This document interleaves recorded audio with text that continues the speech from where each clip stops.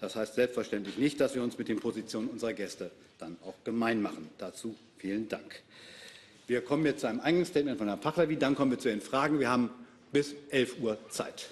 Herr Pahlavi. Thank you very much. Members of the press, ladies and gentlemen, good morning. Today I am here before you to speak of the war that has gone unnoticed by too many. A war against the Iranian people by an occupying regime. It is a war that has been going on for 47 years.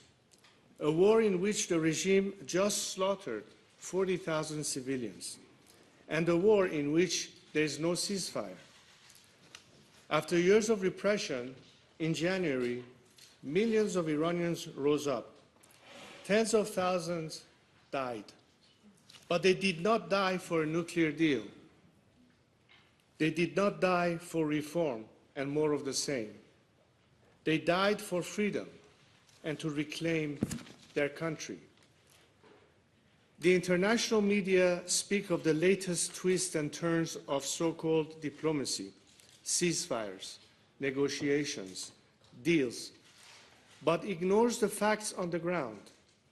A generational revolt, the most profound uprising in Iran since 1979, uniting all Iranians across each of our 31 provinces, and in more than 450 cities, and yes, even elements within the state apparatus itself.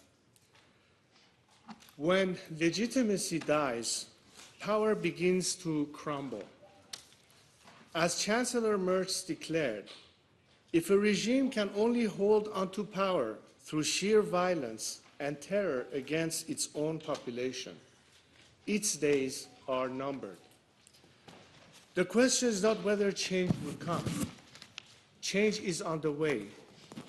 The real question is how many Iranians will lose their lives while the community of Western democracies continue to merely watch.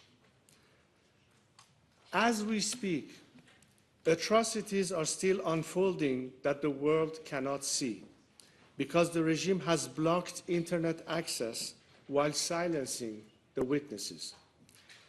Its operatives hunted wounded protesters in hospitals and executed them in cold blood.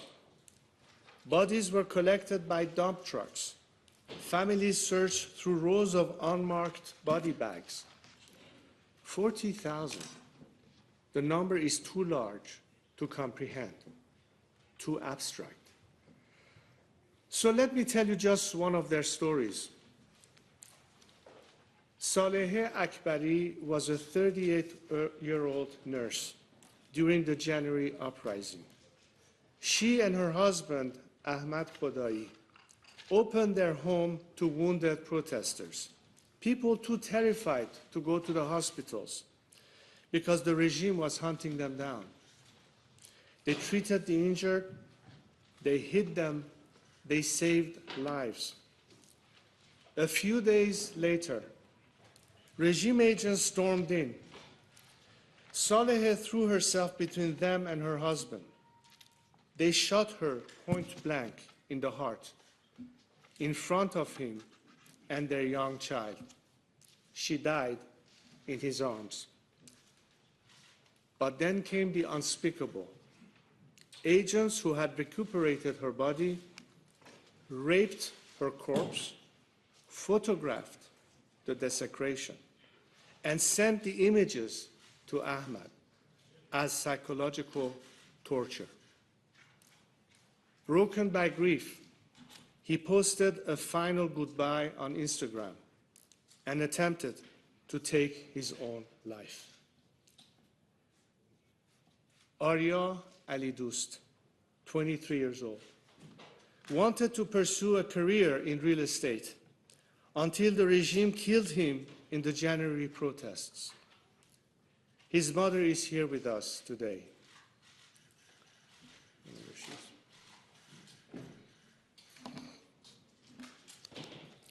Sam Afshari, almost 17, was a champion swimmer. The regime also murdered him in the January protests. His father is here with us today.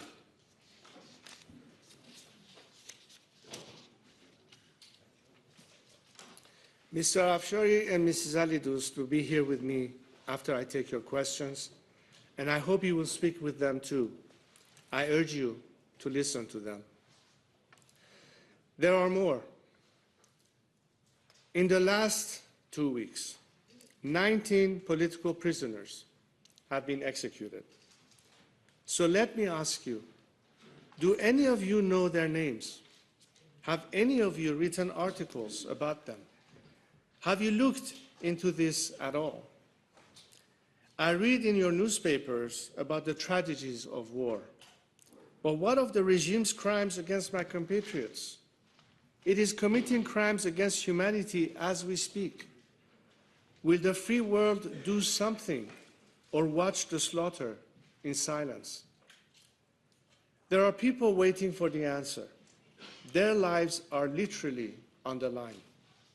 As we speak, 20 political prisoners have been sentenced to death and are awaiting execution. Do you know about them? Will you conduct investigation into their shame trials? Each of them is from the January 8th and 9th protests. These